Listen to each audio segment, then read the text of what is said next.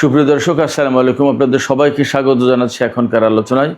আপনাদের সঙ্গে আছি আমি সিরাজুল ইসলাম। দর্শক, বিশ্ব রাজনীতির দাবার ছকে কি নতুন চাল দিল চীন ও রাশিয়া?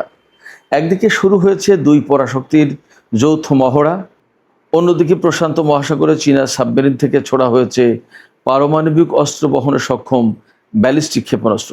এতে ক্ষুব্ধ জাপান, অস্ট্রেলিয়া ও নিউজিল্যান্ড। তাহলে কি ইন্দো প্যাসিফিকে শুরু হতে যাচ্ছে নতুন শক্তির সংঘর্ষ? আর আমেরিকার জন্য এর অর্থ কি? আজকের বিশ্লেষণে জানবেন পুরো চিত্র। দর্শক, বিশ্ব পরিস্থিতি এখন আমরা সবাই জানি টালমাটাল। মধ্যপ্রাচ্যকে কেন্দ্র করে পশ্চিমা রাজনীতি ভীষণভাবে উত্তপ্ত। বিশেষ করে আমেরিকা, ইসরায়েল এবং ইরানের মধ্যে প্রচণ্ড রকমের সামরিক উত্তেজনা। ইরানের পাশে চীন এবং রাশিয়া রয়েছে, একথা সবার জানা। যখন মধ্যপ্রাচ্য নিয়ে আমরা সবাই ব্যতিব্যস্ত, তখন পূর্বাঞ্চলে অর্থাৎ বিশ্বের পূর্ব দিকে চীন এবং রাশিয়া যৌথ মহড়া শুরু করেছে। একদম পুরো এক সপ্তাহ ব্যাপী চলবে এই মহড়া। 6 তারিখ অর্থাৎ আজ 6 জুলাই 2026 এই দিনে শুরু হলো চীন এবং রাশিয়ার যৌথ মহড়া। এই মহড়া চলবে আগামী 13 জুলাই পর্যন্ত। এরপরে এখানেই কিন্তু শেষ কথা নয়। এই মহড়া শেষের পরে পশ্চিম প্রশান্ত মহাসাগরে চীন এবং রাশিয়া যৌথ টহল অভিযান শুরু করবে। কতদিন চলবে এই যৌথ টহল অভিযান তা পরিষ্কার করে বলা হয়নি, তবে এই অভিযান যে চলবে যৌথভাবে এটা একদম পরিষ্কার, এটা লিখিত। প্রশ্ন আসছে, এই যে যখন বিশ্ব যথেষ্ট উত্তেজনা, মধ্যপ্রাচ্য নিয়ে যখন অনেকটা অগ্নিগর্ভ রাজনীতি এবং সামরিক নীতি, তখন পূর্বাঞ্চলে বিশ্বের পূর্ব অংশে এই যে মহড়া, এই যে যৌথ টহল প্রশান্ত মহাসাগরে, আসলে এগুলো আমেরিকা বা তার মিত্রদের জন্য কি বার্তা দিচ্ছে? রাশিয়া আসলে কি বার্তা দিতে চায়? চীন কি বার্তা দিতে চায়? দুই দেশ সম্মিলিতভাবে যৌথভাবে আমেরিকার জন্য আসলে কি বার্তা দিতে চায়, কি করতে চায় তারা? এপাশে একই সাথে আরেকটি গুরুত্বপূর্ণ খবর আছে, যেটা বলেছি, জাস্ট আমি আপনাদেরকে একটু স্মরণ করিয়ে দিই, তারপরে বিস্তারিত আলোচনা আসবো।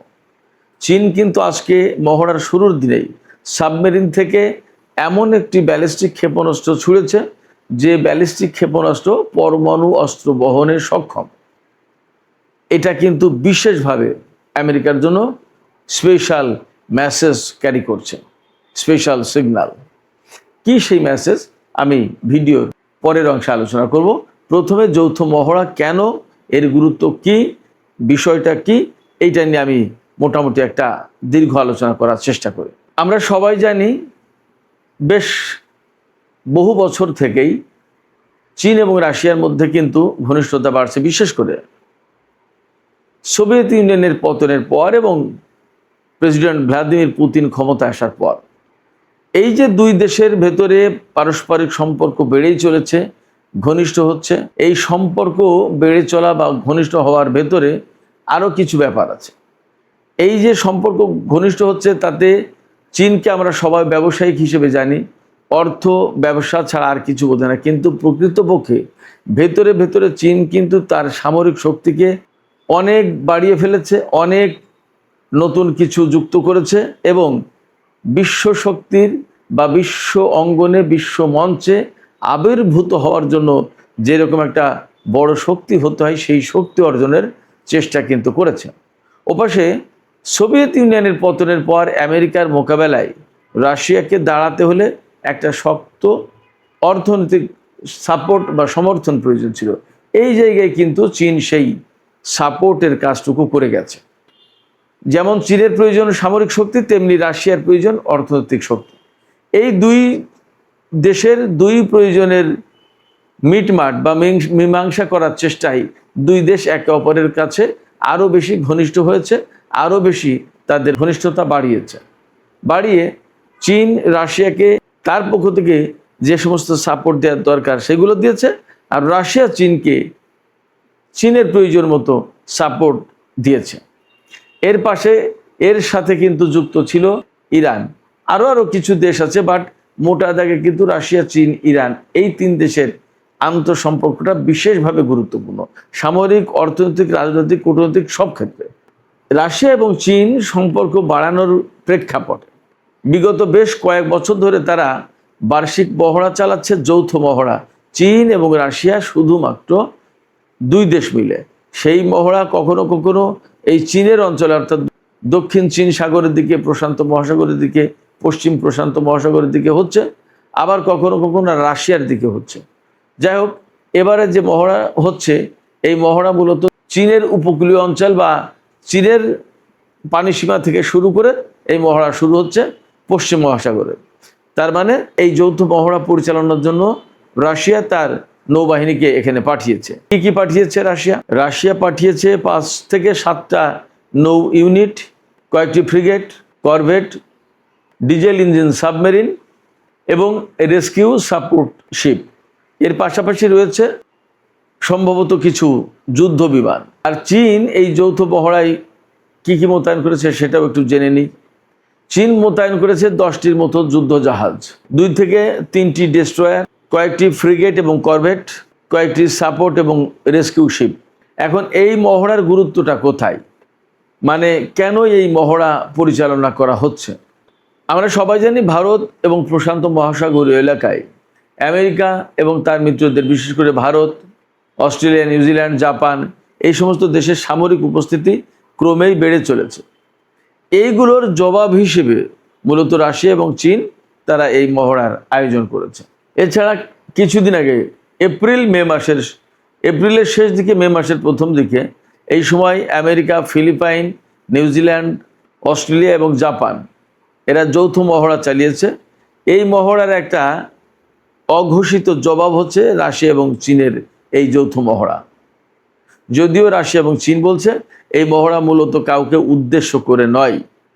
তাইওয়ান প্রশ্নে রাশিয়া এবং চীনের ঐক্যবদ্ধ অবস্থান প্রদর্শন করার একটা মেসেজ এই মহড়ার মধ্য দিয়ে দিতে চাই, সেটা দেয়া হচ্ছে। রাশিয়া এবং চীনের মধ্যে নো লিমিট পার্টনারশিপ, এই একটা বক্তব্য আছে, অর্থাৎ দুই দেশের অংশীদারিত্ব কোনো ক্ষেত্রে সীমাবদ্ধ না। এই কথা একদম আক্ষরিকভাবে প্রমাণ করার জন্য এই যে যৌথ মহড়া শুরু করা হলো বা শুরু করা হচ্ছে বা চলছে, অর্থাৎ রাশিয়া এবং চীন তারা দেখাতে চায় এই যে অংশীদারিত্ব বা মিত্রতা, এটা শুধুমাত্র অর্থনৈতিক ক্ষেত্রে তা কিন্তু নয়, সব ক্ষেত্রে, সামরিক ক্ষেত্রেও। এছাড়া আমি যে একটু আগে শুরুর দিকে বলছিলাম যে প্রশান্ত মহাসাগরে চীন এবং রাশিয়া যৌথ টহল অভিযান শুরু করবে। এই টহল অভিযানের মূল লক্ষ্য হচ্ছে যে তারা দেখাতে চায় যে প্রশান্ত মহাসাগরের মতো গভীর সাগরে চীন এবং রাশিয়া যৌথভাবে দীর্ঘমেয়াদী টহল অভিযান বা মহড়া বা তাদের উপস্থিতি বজায় রাখতে সক্ষম, মহড়া চালাতে সক্ষম, টহল অভিযান চালাতে সক্ষম। এই মহড়ার মধ্য দিয়ে আসলে চীন এবং রাশিয়া বিশ্ববাসীকে কি বার্তা দিতে চায় সেটাও কিন্তু আলোচনার দাবি রাখে।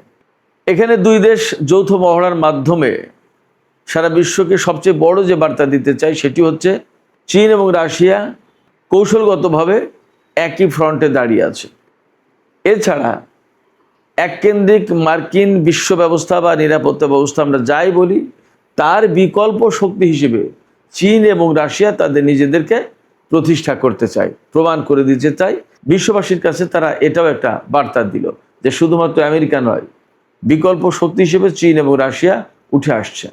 তার মানে এখানে পরিষ্কারভাবে যে এককেন্দ্রিক বিশ্ব ব্যবস্থা বা একমুখী যে নিরাপত্তা ব্যবস্থা, এই নিরাপত্তা ব্যবস্থা এবং বিশ্ব ব্যবস্থাকে চ্যালেঞ্জ করে তার বিকল্প শক্তি হিসেবে নিজেদেরকে দাঁড় করাচ্ছে। এখান থেকে মূলত তারা একদম পরিষ্কার বার্তা দিতে চায় যে ইন্দো প্যাসিফিকে পশ্চিমা জোট এককভাবে তাদের আধিপত্য বিস্তার করে থাকতে পারবে না।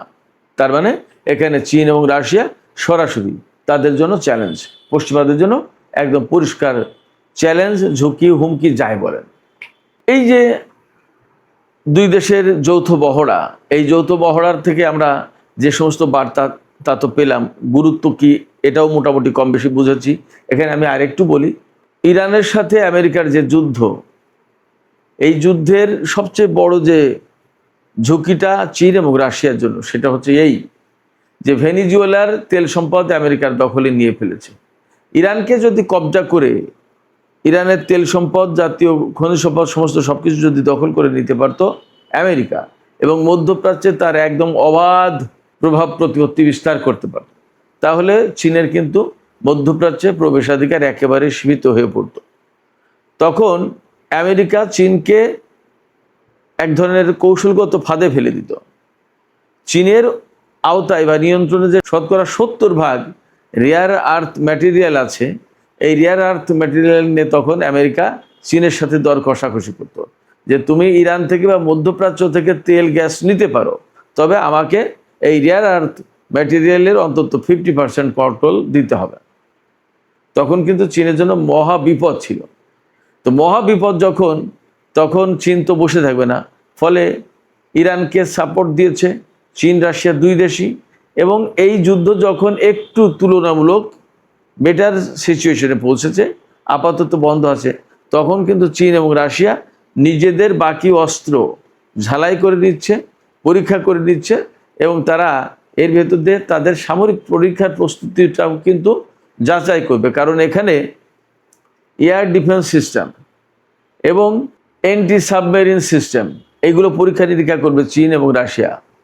খেয়াল করুন, খুবই টেকনিক্যাল এবং খুবই স্পর্শকাতর বিষয়গুলো, যে অ্যান্টি সাবমেরিন এবং এয়ার ডিফেন্স সিস্টেম এগুলোর পরীক্ষা নিরীক্ষা করবে রাশিয়া এবং চীন। তার মানে আমেরিকার সাথে যদি আকস্মিকভাবে সংঘাত শুরু হয়, বা নেটো জোটের সাথে অথবা ইউরোপের সাথে রাশিয়ার, তাইওয়ান ইস্যুকে কেন্দ্র করে আমেরিকার সাথে চীনের, তাহলে তারা যাতে এইগুলো পরীক্ষা নিরীক্ষা করে আগেই ঠিকঠাক করে রাখতে পারে, এবং তারা যাতে সময় মতো বা প্রয়োজন মতো ব্যবহার করতে পারে। এপাশে আমি প্রথমেই বলেছিলাম যে চীন যে সাবমেরিন থেকে ক্ষেপণাস্ত্র ছুড়ল, এর গুরুত্বটা কি আসলে, এটা তো বিশাল একটা ব্যাপার। এই কথাটা আমি এখন আলোচনা করি। একদম সরাসরি সর্বপ্রথম যে বিষয়টা, সেটা হচ্ছে, যেহেতু সাবমেরিন পানির নিচে দিয়ে চলে, সেক্ষেত্রে লোকচক্ষুর আড়ালে থাকে, সাবমেরিন থেকে পরমাণু ওয়ারহেড বহন করা বা বহন করতে সক্ষম এই রকম ক্ষেপণাস্ত্র পরীক্ষা করার মানে হচ্ছে আমেরিকার ভূখণ্ড আর নিরাপদ থাকবে না। তার মানে হচ্ছে প্রশান্ত মহাসাগর দিয়ে হোক আর আটলান্টিক দিয়ে হোক, যেভাবে হোক, যেখান থেকে হোক, সাবমেরিন পানির নিচে দিয়ে গোপনে সংগোপনে আমেরিকার উপকূলীয় এলাকায় বা যেখান থেকে যে দূরত্ব থেকে এই ব্যালিস্টিক ক্ষেপণাস্ত্র বাড়লে আমেরিকার নিরাপত্তা বলয় ভেদ করতে পারে চীন, সেই রকম একটা দূরত্বে গিয়ে সাবমেরিন থেকে পরমাণু ওয়ারহেড বহনের সক্ষম ব্যালিস্টিক ক্ষেপণাস্ত্র যদি ছুঁড়ে মারে, তখন কিন্তু আমেরিকার যে ভূখণ্ডের যে নিরাপত্তা, এই নিরাপত্তা থাকবে না। আমেরিকা তো এখন বিশ্বের বিভিন্ন দেশে যেখানে তারা যুদ্ধ করতে চায়, সেখানে ঘাঁটি আছে, বা নিকটতম ঘাঁটি থেকে তারা সৈন্য, যুদ্ধ জাহাজ বা বিমান, ক্ষেপণাস্ত্র প্রতিরক্ষা ব্যবস্থা এই সমস্ত নিয়ে এসে যুদ্ধ করে, এবং বিমানবাহী রণতরী পাঠিয়ে আমেরিকার মূল ভূখণ্ডকে সবসময় নিরাপদ রেখে বিশ্বের বিভিন্ন দিকে দিকে জনপদে জনপদে তারা যুদ্ধ করে যায়। আমেরিকার মাটি এবং আমেরিকার জনগণ অক্ষত থাকে, কোনো ঝুট ঝামেলার ভেতরে পড়ে না। কিন্তু এই সাবমেরিন দিয়ে পরমাণু অস্ত্রের পরীক্ষা বা পরমাণু অস্ত্র বহনে সক্ষম ব্যালিস্টিক ক্ষেপণাস্ত্রের পরীক্ষা, এটা যখন সফল হচ্ছে, তখন কিন্তু চীন আলটিমেটলি, চীনের সাথে যদি আমেরিকার সংঘাত কখনো শুরু হয় বা সংঘর্ষ শুরু হয়, তখন চীন একদম সহজেই এই সাবমেরিন পাঠিয়ে পারমাণবিক ওয়ারহেড সম্বলিত ব্যালিস্টিক ক্ষেপণাস্ত্র ছুড়বে আমেরিকার মূল ভূখণ্ডে। তখন কিন্তু আমেরিকার মূল ভূখণ্ড মোটেই নিরাপদ থাকবে না। যদিও চীন তার ইন্টারকন্টিনেন্টাল ব্যালিস্টিক মিসাইল আছে এবং তার কাছে হাইপারসনিক ক্ষেপণাস্ত্র আছে, যেগুলো দিয়ে চীন থেকেই সরাসরি আমেরিকায় আঘাত হানতে পারবে, কিন্তু সেগুলো আকাশপথে হয়তো বাধাপ্রাপ্ত বা ইন্টারসেপ্টেড হতে পারে, কিন্তু সাবমেরিন থেকে যখন হামলাটা করবে তখন ব্যাপারটা সহজ হয়ে যাবে। এই জন্য সাবমেরিন থেকে যে পরমাণু ওয়ারহেড বহনের সক্ষম ব্যালিস্টিক ক্ষেপণাস্ত্রের পরীক্ষা চালিয়েছে আজকে চীন, সেটি একটা নতুন অধ্যায় যোগ হলো চীনের সামরিক নীতিতে, এবং এটা আমেরিকার জন্য একটা বড় টেনশনের কারণ হলো। এই ক্ষেপণাস্ত্রের পরীক্ষা চালানোর পর নিউজিল্যান্ড, জাপান এবং অস্ট্রেলিয়া ক্ষুব্ধ প্রতিক্রিয়া ব্যক্ত করেছে। তারা খুব রাগ করেছে, তারা দুঃখিত হয়েছে, তারা ক্ষুব্ধ হয়েছে চীনের উপরে, যে কেন এরকম একটা পরমাণু ওয়ারহেড বহনের সক্ষম ক্ষেপণাস্ত্রের পরীক্ষা চালাচ্ছে, তাহলে কি চীন আমাদেরকে মারতে চায়? চীন আসলে কাউকেই মারতে চায় না। কিন্তু চীনকে যদি কেউ পায়ে পাড়া দিয়ে শত্রুতা করতে আসে চীনের সাথে, তাহলে চীন তাকে শিক্ষা দিয়ে দেবে। এটা হচ্ছে চীনের সামরিক নীতি। ফলে যদি আমেরিকা বা তার মিত্ররা যে কোনো দেশ যদি চীনের জন্য অহেতুক ঝামেলা সৃষ্টি করে, চীনকে যদি সামরিকভাবে আঘাত করে, তাহলে চীনও পাল্টা ব্যবস্থা নেবে। এই হলো খুব সহজ কথা। আমি প্রথমে প্রশ্ন রেখেছিলাম, তাহলে কি ইন্দো প্যাসিফিকে নতুন শক্তির আবির্ভাব ঘটতে যাচ্ছে বা নতুন শক্তির সংঘর্ষ হতে যাচ্ছে? না, এখনই আমেরিকার সাথে রাশিয়া এবং চীন যৌথভাবে যুদ্ধ শুরু করে দিচ্ছে, ব্যাপারটা এমন নয়। তারা যুদ্ধে লিপ্ত হয়ে যাচ্ছে, ব্যাপারটা এমন নয়। বরং ব্যাপারটা এই যে যদি কেউ তাদের সাথে শত্রুতা করতে আসে, যদি কেউ তাদের উপর হামলা চালায়, তাহলে তারা যাতে সমন্বিতভাবে যৌথভাবে ঐক্যবদ্ধভাবে জবাব দিতে পারে, তার একটা প্রস্তুতি। এবং এখানে যদিও সরাসরি সংঘাতের প্রশ্ন নেই, তবে আমেরিকার বিরুদ্ধে চীন এবং রাশিয়া যে সংঘাতের প্রস্তুতি রাখছে, এ কথা তো পরিষ্কার। এবং এই যে চীন এবং রাশিয়ার যৌথ পহড়া, যৌথ প্রস্তুতি, যৌথ টহল যাই বলি, এই সমস্ত সব কিছুর মূল লক্ষ্য কিন্তু আমেরিকা, তাতে কোনো সন্দেহ নেই। যদিও রাশিয়া এবং চীন তারা বলছে আমাদের এইরকম সুনির্দিষ্ট কোনো দেশকে টার্গেট করে এই মহড়া চালাচ্ছি না, বা আমাদের এই মহড়া নয়, কিন্তু বাস্তবতা হচ্ছে চীন এবং রাশিয়ার মূল প্রতিদ্বন্দ্বী কে, এটা আমরা সবাই জানি। চীন এবং রাশিয়ার মূল প্রতিদ্বন্দ্বী হচ্ছে নেটো বাহিনী এবং আমেরিকা। অতএব তাদের যত যা প্রস্তুতি, সমস্ত সব কিছু যে আমেরিকাকে লক্ষ্য করে বা নেটো বাহিনীকে লক্ষ্য করে, তাতে কোনো সন্দেহ নেই। এখানে আঞ্চলিক দেশ হিসেবে যদি নেটো জোটে যোগ দিয়ে নিউজিল্যান্ড, অস্ট্রেলিয়া বা জাপান তারা যদি কিছু করতে চায়, বা আমেরিকার সাথে কোনো নতুন জোট করে তারা যদি চীনের বিরুদ্ধে কিছু করতে চায়, তাহলে তাদের জবাব দেওয়ার জন্য চীন রাশিয়ার মৈত্রী বা অটুট বন্ধন কাজে লাগবে। তো সুপ্রিয় দর্শক, একদম আলোচনার শেষ পর্যায়ে যে কথা বলতে চাই সেটি হচ্ছে, চীন এবং রাশিয়ার যে যুদ্ধ মহড়া, এটা কিন্তু কোনো যুদ্ধের ঘোষণা নয়, কিন্তু নতুন ঠান্ডা সামরিক প্রতিযোগিতার সুস্পষ্ট শুরু, এ কথাও অস্বীকার করার উপায় নেই। সুপ্রিয় দর্শক, এখনকার আলোচনা এখানে শেষ করতে চাই। যাবার আগে আমি আপনাদের কাছেই প্রশ্ন করি, আপনারা কিভাবে দেখছেন চীন এবং রাশিয়ার এই যৌথ মহড়াকে? এই মহড়া কি আপনারা মনে করছেন আমেরিকাকে সরাসরি চ্যালেঞ্জ করার জন্য, নাকি নিজেরা নিজেদের ভেতরকার অস্ত্র প্রশিক্ষণ, এই সমস্ত শুধুমাত্র নামকস্ত এগুলো করার জন্যই? আপনাদের মতামত জানিয়ে কমেন্টে লিখুন। আর ভিডিও ভালো লাগলে লাইক, কমেন্ট, শেয়ার করবেন প্লিজ। এবং চ্যানেলটি সাবস্ক্রাইব করে টক উইথ সিরাজের সাথেই থাকুন। দর্শক, আপনাদের সবাইকে অনেক অনেক ধন্যবাদ। আল্লাহ হাফেজ।